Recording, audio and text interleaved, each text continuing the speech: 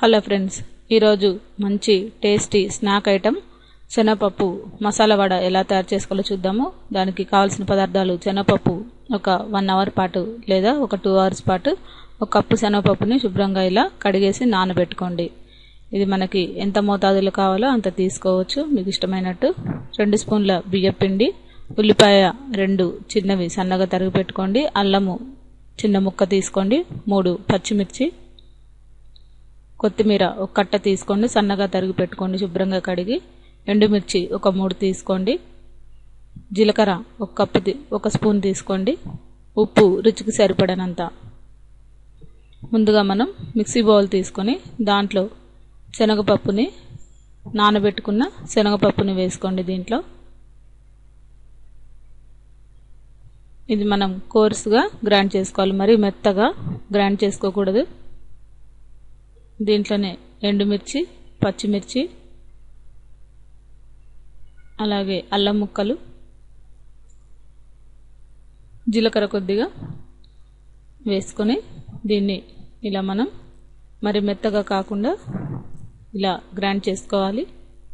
ఇప్పుడు మనం ఒక బౌల్ తీసుకొని దాంట్లో గ్రైండ్ చేసుకున్న ఈ శనగపప్పు మిశ్రమాన్ని ఈ బౌల్లో వేసుకోవాలి. వేసుకున్న తర్వాత దీంట్లో కొద్దిగా మళ్ళీ జీలకర్ర కొంచెం, దీంట్లోనే మనం బియ్యపిండి కూడా ఒక 2 స్పూన్లు వేసుకుందాము. ఉల్లిపాయలు సన్నగా తరిగి పెట్టుకున్న ఉల్లిపాయలు, అలాగే సన్నగా తరిగి పెట్టుకున్న కొత్తిమీర కూడా వేసుకొని దీంట్లో మనం ఈ విధంగా కలుపుకోవాలి మొత్తం పిండినంతా కూడా.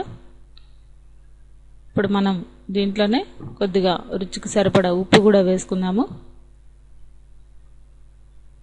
మీ టేస్ట్కు తగ్గట్టు వేసుకోండి ఉప్పు. ఇది బాగా మిక్స్ అయ్యేలాగా కలుపుకోండి.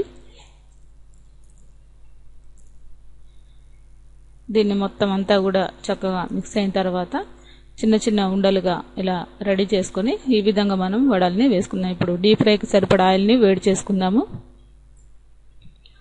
ఈ విధంగా మనం డీప్ ఫ్రైకి సరిపడా ఆయిల్ వేసుకొని వేడి చేసుకోండి. ఇప్పుడు మనం చిన్న చిన్న ఉండలుగా ఈ విధంగా మనం వడలాగా ఒత్తుకోవచ్చు. మీకు ఇష్టమైన సైజులో వీటిని వేసుకోవచ్చు. మనకి ఆయిల్ వేడెక్కింది చక్కగా.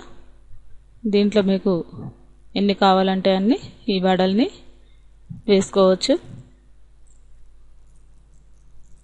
చూసారు కదా, ఈ విధంగా మనకి అన్ని కూడా లైట్ గోల్డెన్ బ్రౌన్ కలర్ వచ్చేంత వరకు వీటిని ఫ్రై చేసుకోండి. ఇప్పుడు మనం ఈ వడలన్నిటిని కూడా గోల్డెన్ బ్రౌన్ కలర్ అయిన తర్వాత ఒక పేపర్ నాప్కిన్లో ఈ వడలన్నిటిని కూడా వేసుకోండి. దీనికి ఆయిల్ అంతా పీల్చుకోవడానికి ముందుగా దీంట్లో వేసుకున్న తర్వాత మనం సర్వ్ చేసుకోవచ్చు. ఇప్పుడు ఎంత చక్కగా స్నాక్ ఐటెం రెడీ అయిపోయింది. ఈ రుచికరమైన ఈ మసాలా వడని మీరు కూడా ట్రై చేసి చూడగలరు. ఈ రెసిపీ మీకు నచ్చినట్లయితే లైక్ చేయగలరు.